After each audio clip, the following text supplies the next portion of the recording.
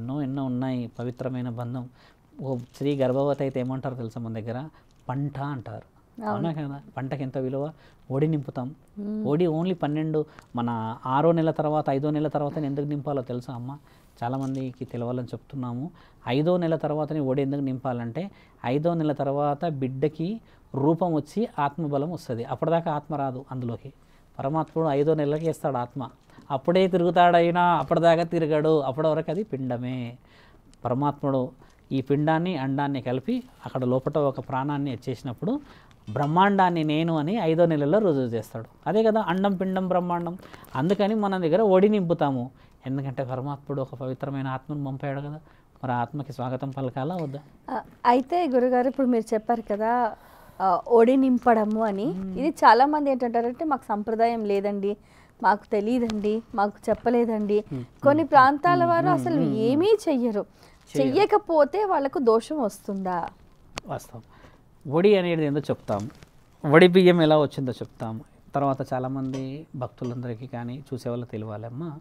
పూర్వం 2 అన్నదమ్ములు, మీలాంటి ఒక చెల్లి. అన్నదమ్ములకి చెల్లికి ఏంటంటే అమ్మా సంబంధం ప్రతిదీ పంచుకోవడమే. ఇప్పటికీ మనం గొడవ పడ్డా ఏం చేసినా ఆఖరికి హెవీ సీరియస్ డిస్కషన్ అయినా సగం అక్కడ పెట్టి వెళ్ళిపోతాం మనం. అంతేగాని తినం మనం. ఆ రక్తానికి ఉన్న విలువ అది. అయితే ఇక్కడ ఏందవుతుందంటే అమ్మా, అప్పట్లో 3 పంటలు వచ్చేటి. ఇప్పట్లో తగ్గింది, నీళ్ళు ఆ వాతావరణాలు వేరు. కానీ 3 పంటల వాతావరణం ఉన్నప్పుడు ఏమయ్యేదంటమ్మా, ప్రతి పంటలో అన్నదమ్ముళ్ళకి తర్వాత ఈ చెల్లికి ఆ వరి వాళ్ళు పండించిన ఆ పంటలన్నీ 3 విధాలుగా విభజించబడేటి. అంటే అన్నదమ్ములకి ఎందుకు అని అంటే పెద్దలు ఉంటారు కదా, ఆ అన్నదమ్ములకి, పిల్లల అన్నదమ్ములకు కాదు. ఒక ఇంట్లో 3 అన్నదమ్ములు ఉమ్మడి కుటుంబాలు ఉంటాయి కాబట్టి అలా వాళ్ళన్నీ ఒక దగ్గర సర్దుకునే కార్యక్రమం భాగాలలాగా ఉండేది, ఒక్కొక్క కుటుంబ బాధ్యతలు. ఇలా ఉన్నప్పుడు ఏమైందంటే ఆ చెల్లికి పెళ్లి చేశారు వాళ్ళు.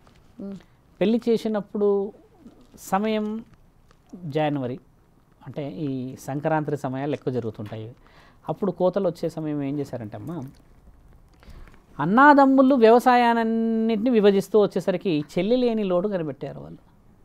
చెల్లి లేదు, మరి 1, 2, 3 కదా, 3వ భాగం లేదు కదా అన్న ఆ బాధను ఏం చేశారంటే, చెల్లె ఇక్కడ లేకపోయినా పర్లేదు, మనం ఏం చేస్తాము, మనందరం కలిసి ఎద్దుల బండిలో తీసుకెళ్దాం. అప్పుడు ఎద్దుల బండిలే కదా, ఎద్దుల బండిలో చెల్లికి కావాల్సిన వాటా తీసుకెళ్ళి అక్కడ ఇద్దామని చెప్పేసి అత్తగారింటికి వెళ్తారమ్మా.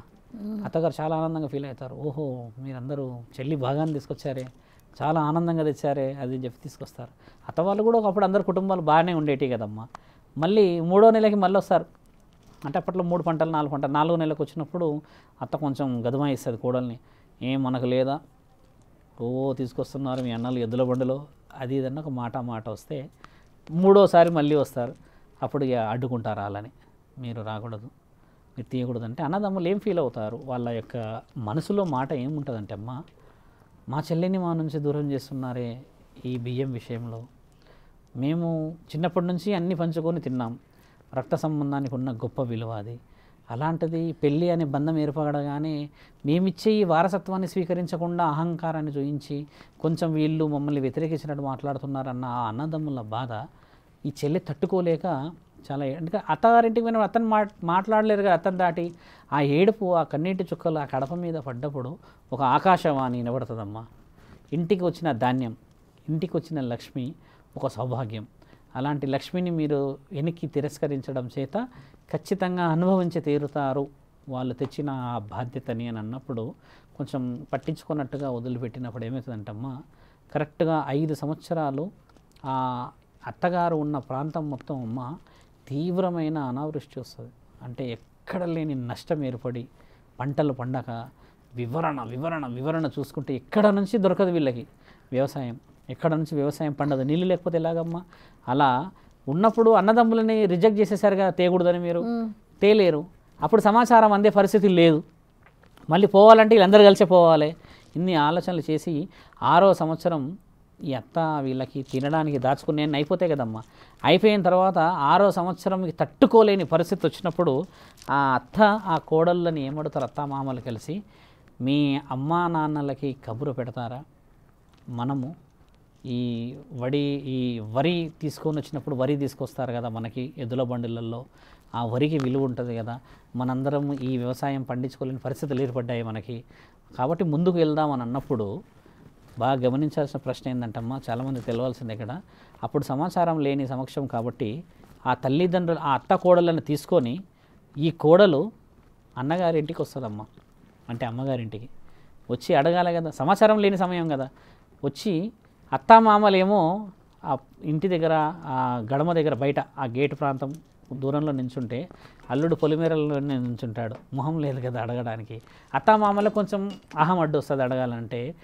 ఈ చెల్లి కడప లోపటికి వచ్చి అడిగిన మాట మొట్టమొదటి ఏంటంటే, అన్న ప్రతి సంవత్సరం మీరు 3 సార్లు మా ఒడి నింపుతారు, గత 5 సంవత్సరాల నుంచి మీరు రాలేకపోవడం చేత ఆస్తులన్నీ కొంచెం అప్పట్లో వరే కదా కొంచెం కనుమరుగై పరిస్థితి చేత జారే విధంగా ఉండడం చేత మేమే మీ ఇంటికి వచ్చామన్నా, నా ఒడి నింపి పంపిస్తావా అని ఇలా తీసి ఒడి చాపుతుంది ఆవిడ, గట్టిగా ఇలా పెడుతుంది అన్నదమ్ముల మధ్యలో.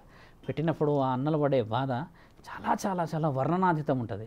అప్పుడు ఏం చేస్తారంటే, మీ అత్తమ్మ వీళ్ళు రాలేరంటే మాట ఆ రోజు మిమ్మల్ని అన్నారు కాబట్టి ఆ మాట వెనక్కి తీసుకునే మొహం లేదు, లేకపోతే ఆ మాట అనలేని పరిస్థితి దాటిపోయిందని చెప్పేసి వాళ్ళు బయటే ఉన్నారన్న, నీ పెనిమిటి ఎక్కడున్నాడని అంటే రాలేకపోయాడు అల్లుడు కదా పొలిమేరలోనే ఉన్నాడు అన్నప్పుడు, అప్పుడు మళ్ళీ వాళ్ళందరూ ఇచ్చిన మహాబలం చెల్లి ఒడిని ఇంట్లోనే కూర్చోబెట్టి దోసిట్ల నుంచి నింపుతారు. ఇలాగా ఎందుకు నింపుతారంటే, మొదట ఒడి పట్టేసింది కదా, ఒడి పట్టగానే దోసడి నింపుతారు. దోసడి నింపేటప్పుడు ఆ అత్త కోడళ్ళు వీళ్ళందరూ ఇంటికి వచ్చి కూర్చుంటారమ్మ. అలా ఒడి నింపిన కార్యక్రమం ఏమవుతుందంటే, తర్వాత 7 ఎద్దుల బండ్లు వెళ్తాయి మళ్ళీ ఊరికి. వెళ్ళినప్పుడు ఆ అత్తమామలు చాలా ఆనందపడి, ఇక పైన మీ చెల్లెకి ఇచ్చే ఏదైతే సారా, మీ చెల్లెకి ఇచ్చే ఏదైతే మర్యాద ఉంటుందో మీరు పాటించవచ్చును, మేము మీ ఇంటికి వచ్చి తీసుకెళ్తామన్న గౌరవం అది. అందుకని మీరన్న ఈ వడి బియ్యం అనేది అత్తగారింట్లో పోసుకునేది కాదు, ఆ వడి బియ్యం అనేది అమ్మగారింటి నుంచి వచ్చిన హక్కు. ఈ హక్కు కాస్త రాను రాను రాను రాను బియ్యానికి దీనికి వెసతులు అవన్నీ తగ్గిపోయాయి కదమ్మా.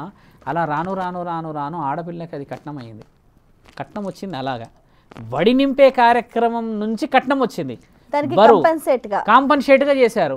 కానీ ఇదెక్కడ కాంపన్సేటు, అక్కడేమో ఆకలి కోసం ఉన్న కాంపన్సేటు.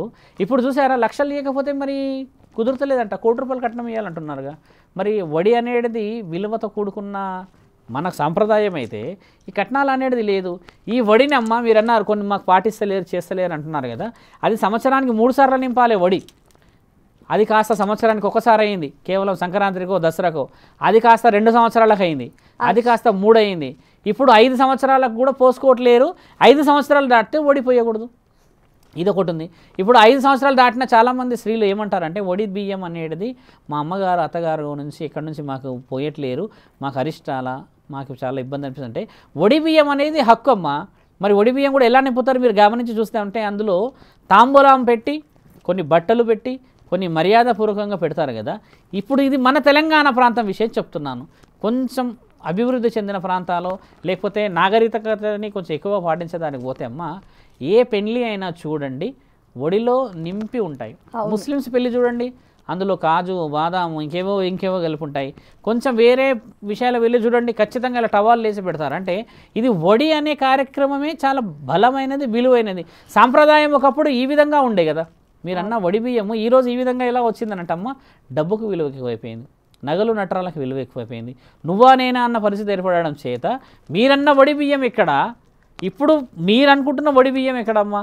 ఇప్పుడు మేము కూడా ఏంటంటే ప్రేక్షకులందరూ కూడా ఏంటంటే, నేను కేదార్నాథ్ ఆలయం కడుతున్నాను కాబట్టి నేను ప్రతి సంవత్సరం శివరాత్రికి ఎంతమంది వచ్చినా వడి నింపే కార్యక్రమము, వాళ్ళు వంతనలో పోయినా కూడా నేను నింపాలనేది కూడా గత చాలా ఛానల్లో చెప్పాను.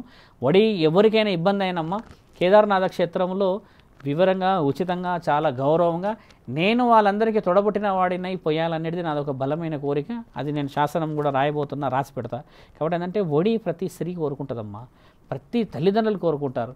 ఇంకో ప్రశ్న, ఒకవేళ అన్నదమ్ములు లేకపోతే మరి ఆ స్త్రీకి వడి ఎవరు నింపుతారో తెలుసా?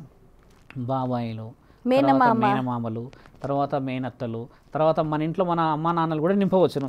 ఈ విధంగా వచ్చిన గొప్పమైన వడిబియ్య కార్యక్రమము చాలామందికి తెలియదమ్మా, శాస్త్రం ఎంత గొప్పగా ఉందో. ఇదమ్మా విషయం మీరు అన్నది. For more videos like this, subscribe Big TV channel.